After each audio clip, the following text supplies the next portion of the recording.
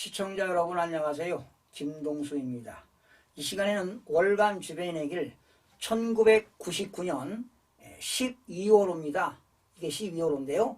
그 당시 성균관대학교 심윤종 총장이 기고하신 글을 소개해 드리겠습니다. 심윤종 총장은 성균관대학교 제17대 총장으로 재직하였으며 그리고 제21대, 22대 새마을운동 중앙회 회장을 역임하였습니다. 참고로 23년 전 글이라 시대 환경에 뒤떨어진 내용이 있을 수 있어 논평을 곁들이면서 방송을 진행하겠습니다. 글 제목은 살리는 길과 죽이는 길입니다. 얼마 전 나는 아는 사람에게서 40세가 된 한 가정이 자살을 했다는 이야기를 들었다. 그 남자는 어려서 부모를 잃은 대신 집안이 넉넉한 외가에서 자랐다고 한다. 외할아버지와 외할머니는 부모 잃은 손자가 불쌍하여 그를 부족함이 없이 키웠다. 잘 입히고 잘 먹었으면 물론 그가 해달라는 것은 무엇이든지 다 해주었다.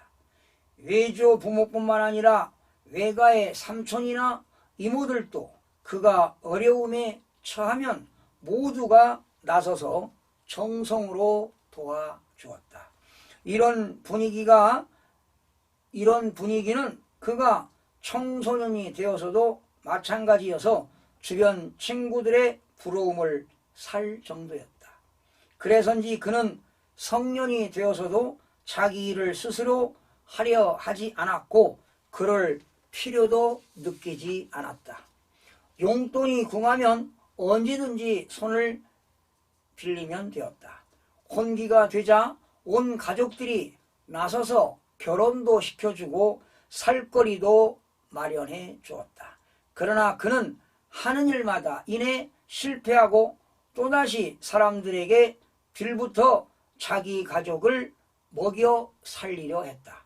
이제는 자립심을 키워줘야 한다고 생각했던 주위 사람들은 그의 청을 하나 둘 거절하다가도 차마 냉정하게 자르지 못하고 결국에는 도움을 주고는 했다.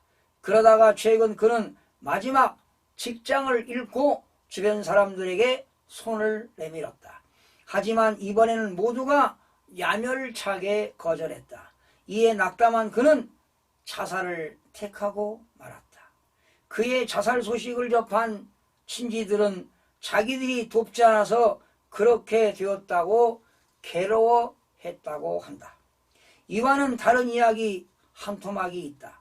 우리가 2년 전 경제 위기로 모두 다 어려울 때 과거에 어려웠던 일들을 되새기며 각오를 다지자는 텔레비전의 기획물이 자주 반영된 적이 있었다. 그때 한 공기업의 중견 간부로 열심히 살아가는 50대의 남성이 자신의 배고픈 시절을 회상한 적이 있었다. 어려서 고향과 부모를 떠나 서울로 올라온 그는 집안이 너무 가난하여 여동생과 남동생을 데리고 서울 달동네 단칸방에서 살았다. 요즘 말로 그는 소녀 가장이었고 고학을 하면서 근근히 끼니를 이어갔다. 그러다 보니 어느 날 동생들은 물론 자기도 영양실조에 걸려 얼굴이 창백해지며 어지러웠다고 한다. 그는 미군 부대로 가서 현혈을 해주고 사례비를 받았다. 헌혈이 아니라 매혈이었던 셈이다. 그는 그 피값으로 돼지고기 2근을 샀다. 우선 자기 몸에 피를 보충해야 한다고 생각한 그는 고기 1근을 동생들에게 몰래 먹였다. 그리고 나머지 1근을 여동생에게 주면서 국을 끓이라고 해서 동생들과 함께 먹었다. 그는 이런 고난 속에서도 야간 대학에 다녔고 대학을 졸업하고 현재의 직장에 취업하여 오늘까지 다니고 있다는 것이다. 그는 이런 아픈 과거를 회상하면서 눈물을 글썽였다. 그리고 울먹이는 목소리로 이렇게 말했다. 이 일은 아직까지 아무도 모릅니다. 나는 이 이야기를 처음으로 합니다. 방송이 나가면 다들 알게 되겠죠. 이제는 동생들도 어른이 되었으니 아마도 별 문제는 없을 것입니다. 우리는 사랑스러운 아이들을 어떻게 길러야 할 것인가? 잘해주는 것이 좋은가? 오히려 못해주는 것이 좋은가?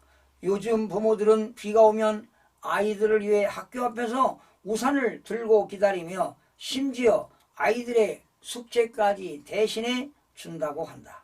그리고 선생님을 찾아가서 자기 아이만은 기죽지 않도록 해달라고 한다는 것이다. 그러나 이것들이 우리 아이들을 정녕 살리는 길인가? 불편과 고통과 천대를 경험하게 하는 것도 중요한 교육이 아닐까? 못 먹고 굶주려 치유할 수 없는 병이 들거나 해서는 물론 안 될 일일 것이다. 그러나 아이들이 아픔을 모르고 그것들을 이겨내는 지혜를 터득할 기회를 갖지 못한다면 아이들은 언젠가는 더 큰 아픔을 느끼면서 불행한 말로를 맞이할지도 모른다. 요즘 맹자의 말 한마디가 절실하게 다가온다. 우환에서 삶이 나오고 안락에서 죽음이 나온다. 심 총장님의 업적은 한국사회학회 회장과 제2의 새마을운동을 범국민적으로 전개한 바 있으며 우리 사회교육의 선각자로서 평가를 받을 만하고요. 특히 청소년들에 대한 사랑과 애정이 깊으신 분입니다. 이 자리를 빌어서 다시 한번 감사의 말씀을 전합니다. 여러분, 마지막으로 이 글의 논평보다는 성경 잠언에 나오는 소중한 글귀 몇 가지를 소개해 드리겠습니다. 지혜와 어리석음에 관한 이야기입니다. 잠언 9장 9절입니다. 지혜로운 사람은 훈계를 할수록 더욱 지혜로워지고 의로운 사람은 가르칠수록 학식이 더할 것이다. 솔로몬의 잠언입니다. 10장 4절입니다. 손이 게으른 사람은 가난하게 되고 손이 부지런한 사람은 부유하게 된다. 10장 9절입니다. 흠없이 살면 앞길이 평안하지만 그릇되게 살면 마침내 드러나게 된다. 자, 언행을 조심하라는 이야기입니다. 11장 3절 말씀입니다.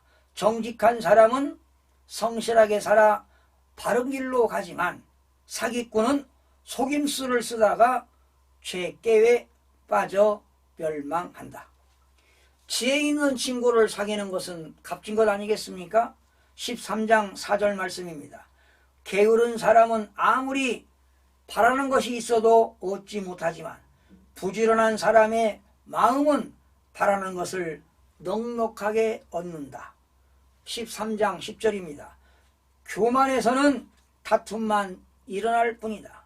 지혜 있는 사람은 충고를 받아들인다. 13장 11절입니다. 쉽게 얻은 재산은 줄어드나 손수 모은 재산은 늘어난다. 13장 20절입니다. 지혜로운 사람과 함께 다니면 지혜를 얻지만 미련한 사람과 함께 사귀면 해를 입는다. 13장 24절입니다. 매를 아끼는 것은 자식을 사랑하지 않는 것이다. 자식을 사랑하는 사람은 훈계를 게을리하지 않는다. 자, 지혜가 주는 유익한 이야기 한번 해보겠습니다. 14장 2절입니다. 바른 길을 걷는 사람은 주님을 경외하지만 그릇된 길을 걷는 사람은 주님을 경멸한다. 14장 3절입니다.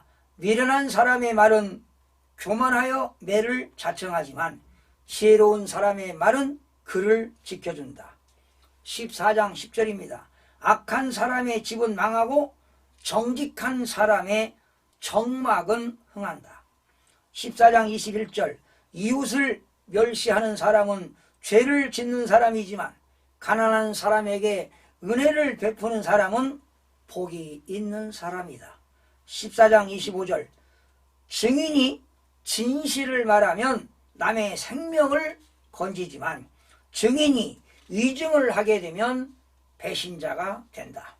14장 35절 마지막 말씀입니다. 슬기로운 신하는 왕의 총애를 받지만 수치스러운 일을 하는 신하는 왕의 분노를 산다. 여러분, 시청해주신 여러분 고맙습니다. 또 다음 시간에 찾아뵙겠습니다.